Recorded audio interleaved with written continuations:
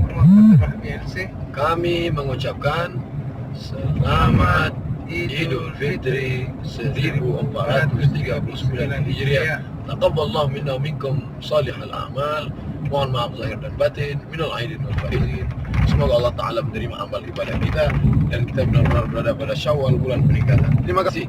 Wassalamualaikum warahmatullahi wabarakatuh.